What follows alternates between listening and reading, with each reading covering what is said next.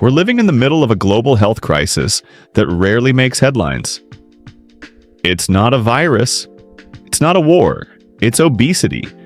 It affects how we live, how long we live, and the quality of life in between. And it's silently killing millions. According to the World Health Organization, over 1 billion people around the globe are living with obesity today. That includes more than 650 million adults, 340 million adolescents, and 39 million children. But what is obesity really, and what causes it? Let's dive in. Let's start with the basics. Obesity is more than being overweight. It's a chronic medical condition where excess body fat builds up to the point that it may harm your health.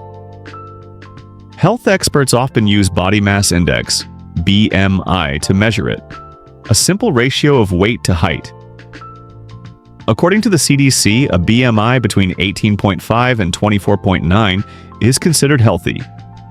25 to 29.9 is classified as overweight. A BMI of 30 or higher is defined as obese. Now, BMI doesn't tell the whole story. It doesn't account for muscle mass, age, or fat distribution. But it offers a general picture of risk. And that risk is significant.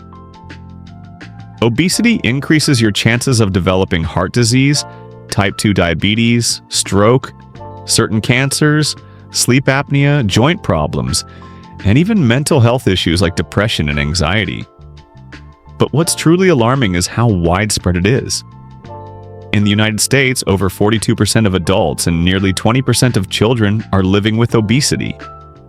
What causes obesity? It's easy to say obesity is just about eating too much or not exercising enough. But that oversimplifies a deeply complex problem. Obesity is caused by an imbalance, more calories in than calories out.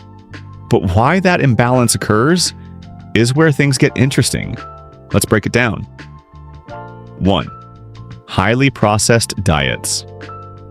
The modern diet is loaded with ultra-processed foods, sugary drinks, refined grains, trans fats, artificial additives. These foods are cheap, addictive, and heavily marketed. According to NIH research, Americans get over 50% of their daily calories from ultra-processed foods. 2. Sedentary lifestyles. We move less than ever before. Between office jobs, screen time, and cars, physical activity has dropped dramatically. The average American now spends over 10 hours a day sitting. Less movement means fewer calories burned and a greater risk of weight gain. 3. Genetics and biology. Genetics also play a big role. Certain genes influence how your body stores fat, how hungry you feel, and how efficiently you burn energy. One gene in particular, called FTO, is associated with a higher risk of obesity. But genes aren't destiny. They just raise or lower your risk. Think of it this way. Genetics load the gun. Environment pulls the trigger. 4. Hormones and metabolism. Our bodies are governed by hormones that regulate hunger and fullness. Leptin tells your brain you're full. Ghrelin tells you you're hungry.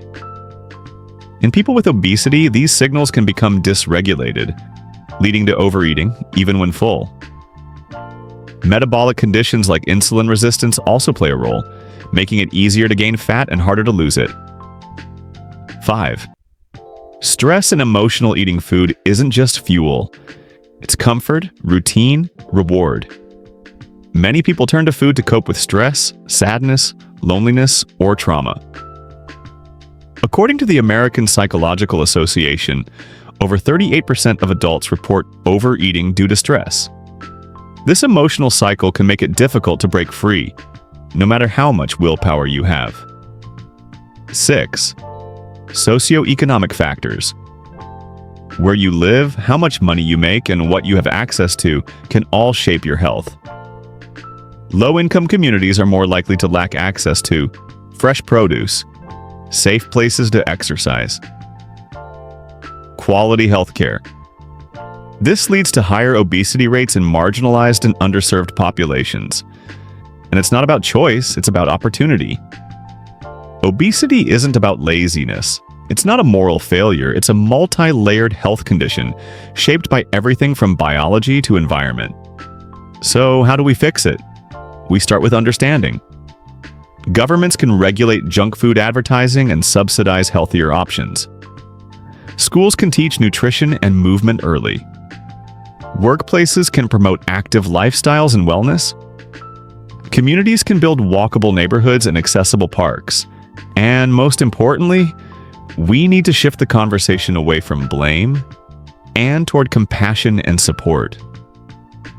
Obesity is one of the greatest health challenges of our time, but understanding what it is and what causes it is the first step toward changing it. For yourself, for your family, for your future. Because behind every statistic is a human being. If you found this video informative, hit the like button, subscribe, and share it with someone who needs to hear this. Together we can build a healthier future.